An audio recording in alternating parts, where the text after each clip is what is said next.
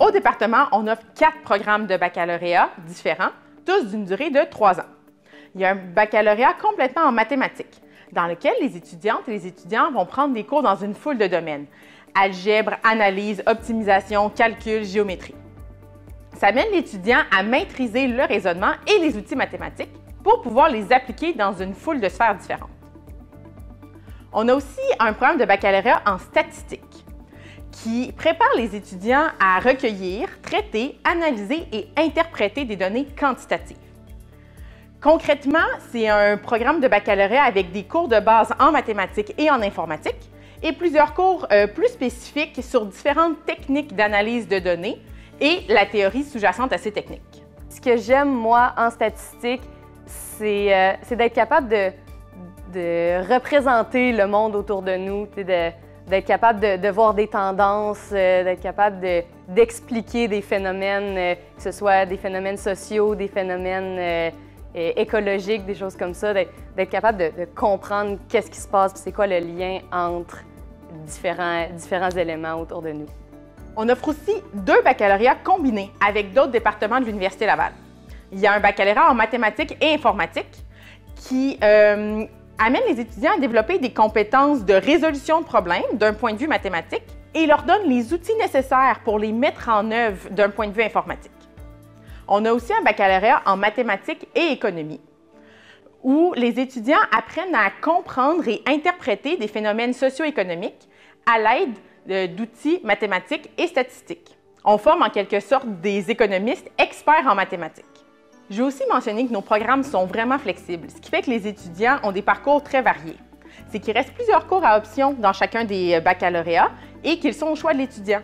On peut décider de prendre des cours dans différents domaines ou encore de les concentrer dans un domaine particulier.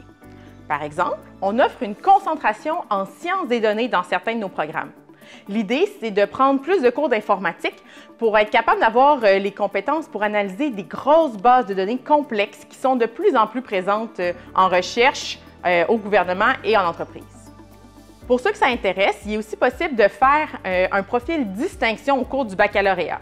Ça permet aux étudiantes et aux étudiants les plus performants de prendre des cours de maîtrise dans leur dernière année de baccalauréat, ce qui va faciliter un passage éventuel à la maîtrise. Pour ceux qui ne sont pas encore prêts à se joindre à nous pour un programme de 3 ans, il faut savoir qu'on offre aussi un certificat en statistique. C'est l'équivalent d'1 an d'études et ça se fait à temps partiel. Certains vont le compléter en même temps qu'un baccalauréat dans un autre programme à l'Université Laval ou encore une fois sur le marché du travail, soit pour avoir des meilleures compétences dans leur emploi actuel ou encore pour faire un changement d'emploi. Bon, et qu'est-ce qu'on fait avec une formation en mathématiques et en statistique? Si je devais le résumer en une seule phrase, je dirais qu'on utilise l'abstraction pour modéliser des phénomènes, analyser des données, résoudre des problèmes et faire des prévisions. Mais au final, les carrières de nos finissants sont vraiment très diversifiées. Certains vont rejoindre le marché du travail tout de suite après le bac et d'autres vont poursuivre des études à la maîtrise ou même au doctorat. C'est que nos programmes ouvrent la porte à des études avancées dans plusieurs domaines. Évidemment, les mathématiques, les statistiques, mais aussi la biostatistique, l'épidémiologie, l'informatique, l'économique, l'intelligence artificielle, l'ingénierie financière. C'est vraiment très, très diversifié. Notre département n'est pas très grand, ce qui fait que la plupart de nos cours se donnent en petits groupes. Les enseignants sont vraiment très disponibles et ils ont à cœur leur travail. Donc, en personne ou à distance, il est facile pour vous de communiquer avec eux pour avoir du support pour faciliter votre apprentissage. Être au département de mathématiques et statistiques, c'est comme faire partie d'une petite famille. Même s'il y a plusieurs programmes dans le département, il y a quand même juste une association qui représente tous les étudiants, incluant les étudiants gradués. Ça fait en sorte qu'on fait tout ensemble, donc on connaît une variété de gens qui soient en mathématiques, en statistiques, en mathématiques informatiques, mathématiques économiques, puis qui soient dans leur première année de baccalauréat ou dans leur dernière année de doctorat. Le fait de connaître autant de gens, c'est vraiment un plus parce que ça fait en sorte que si on a un problème, on a des ressources autres que des gens qui font partie de nos cours. Par exemple, j'ai un problème avec un exercice, je vais aller voir telle personne, elle a déjà fait le cours, elle va probablement être capable de m'aider. Ou, tu sais, moi, je suis en statistique, j'ai un concept mathématique, j'ai un peu de la misère à le comprendre, je vais aller voir telle autre personne, c'est son domaine, est en mathématiques, elle va probablement être capable de me l'expliquer. Fait que ça fait vraiment en sorte que tout le monde est capable de s'aider. Au département, on a aussi un centre de dépannage et d'apprentissage où des étudiantes et des étudiants plus avancés peuvent vous aider de façon individuelle avec vos cours de mathématiques et de statistiques. Au cours de vos études, vous allez rencontrer une diversité d'approches pédagogiques. Par exemple, des ateliers de résolution de problèmes en équipe ou des travaux pratiques en laboratoire informatique. Dans certains cours, vous pourriez même être amené à travailler sur des projets en lien avec la communauté. Puisque plusieurs des débouchés pour les gens formés en mathématiques et en statistiques nécessitent une certaine compétence en communication orale et écrite, on vous aide aussi au cours de vos parcours à développer des compétences en communication à l'aide d'outils informatiques appropriés. Aussi, connaître différentes personnes qui sont à différentes étapes de leur parcours, c'est motivant parce que ça nous permet de savoir les opportunités qui nous attendent, que ce soit à la maîtrise, au doctorat ou même sur le marché du travail. Ça nous permet, au-delà des descriptions officielles, là, concrètement, ça fait quoi une maîtrise en biostatistique ou de la recherche en mathématiques? À quoi ça peut ressembler? Bien, en connaissant des gens qui sont en train de le faire, bien, on peut leur poser des questions, voir un peu à quoi ça va ressembler puis savoir ultimement si ça nous intéresse. Je voudrais maintenant parler d'activités qui bonifient l'expérience des étudiants. Premièrement, le premier thème que je vais aborder, c'est les projets de fin d'études. En mathématiques, c'est une initiation à la recherche. Il s'agit de travailler avec un professeur du département pour découvrir un sujet qu'on ne verrait pas dans des cours. Par exemple, la cartographie via la géométrie différentielle ou l'analyse musicale algébrique ou encore de la synchronisation d'images satellites. En statistique, c'est un projet qui s'échelonne sur toute la dernière année.